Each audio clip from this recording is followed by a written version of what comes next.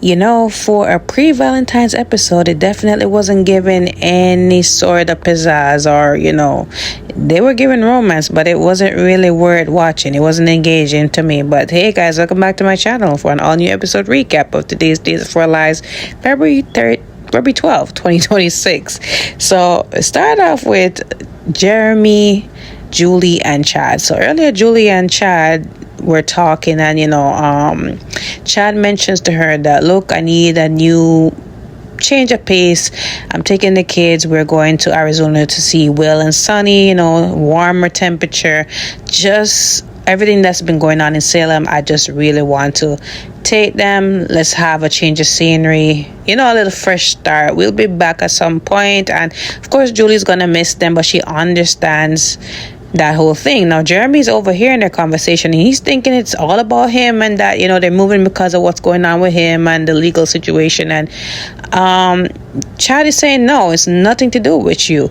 But anyways, they're both leaving town, and she's gonna miss them both, but she also tells them that it's not gonna be that bad because Eli, Lonnie, and the twins are moving in. And Chad is like, wait, you already had replacements lined up, huh? So she said, it's not replacements, they can't replace you both. And I'm just glad that the house won't be empty. I'm not going to be alone. And they also agree that they're glad that she won't be alone.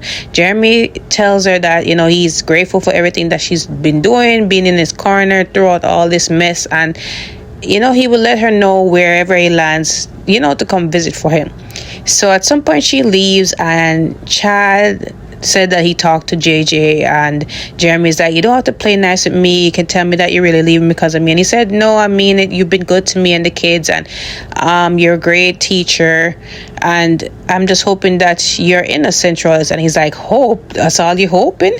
So he's like, I mean, what more you want from me?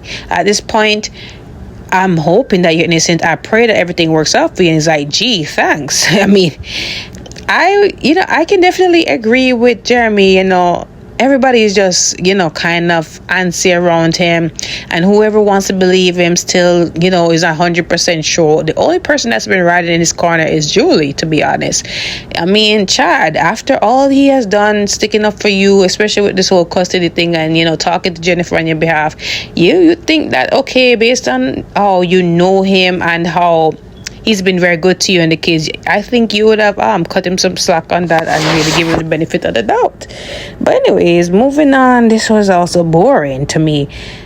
I can see why Chanel and Johnny are on their way out of Days, because they don't bring no pizzazz, no romance, nothing that we the viewers are looking for. Yes, they were bringing something, but it was just boring to me. It was disengaging, and it doesn't remind me of how they were in the beginning before, things change.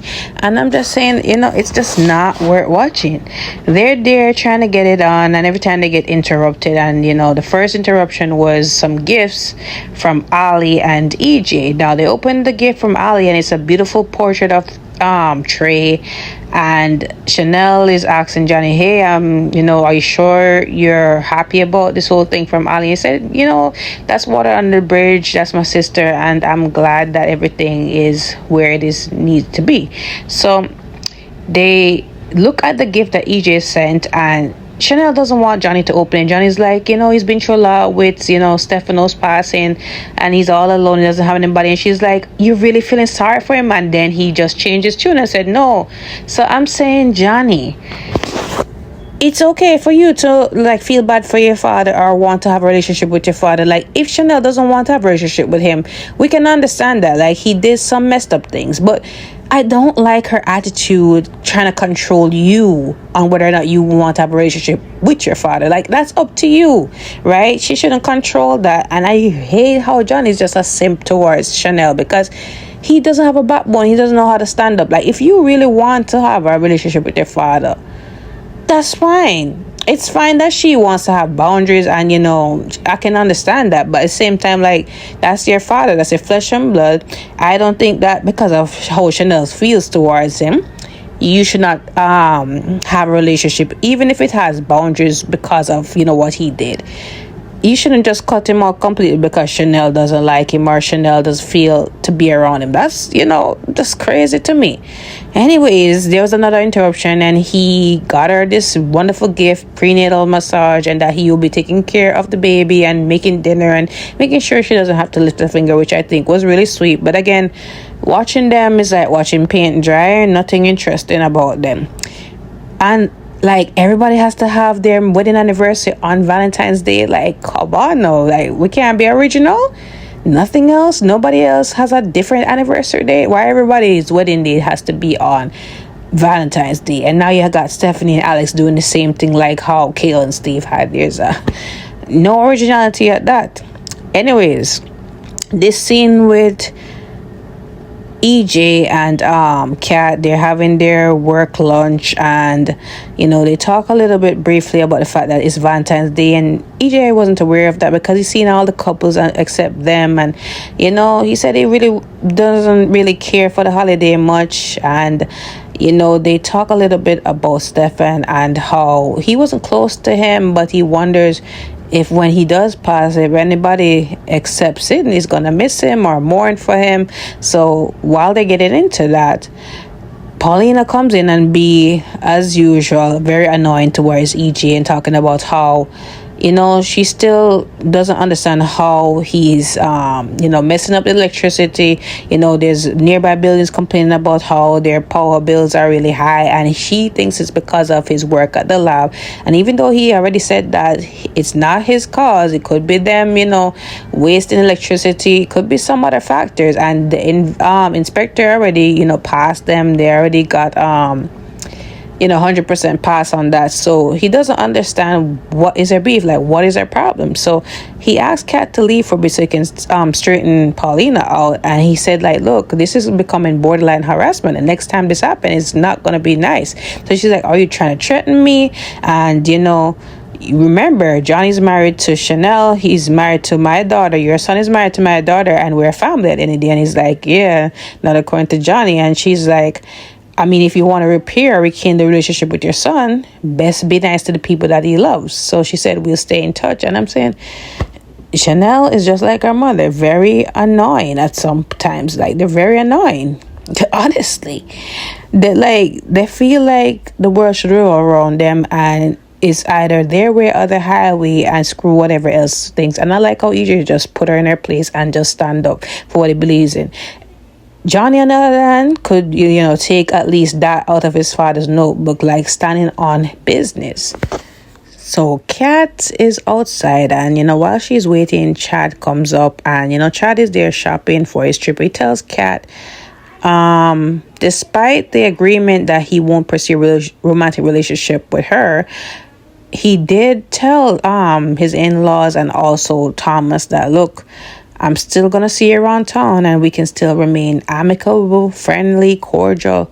They don't have a say-so in that. So she's glad to hear that. But he also tells her that we're leaving town. We're going to Arizona where it's warmer. And she, of course, is sad about that. And he tells her that he's going to miss her, and she feels the same way.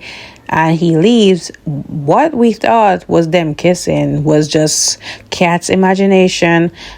This romantic goodbye kiss, and it wasn't really happening. So Paulina was there like, Kat, are you okay? And she snapped out of it, and she said, yeah, I'm just out here. And he said, your boss is ready to see you. So she said, okay. So she comes in, and EJ apologizes for their work lunch being interrupted and invites her over for that dinner that they were talking about. It's a business dinner, so nothing romantic about it. So she agrees to it because she really doesn't have no plans. But Chad saw her walking back into the restaurant, and he felt a type of way. But again, what can he really do?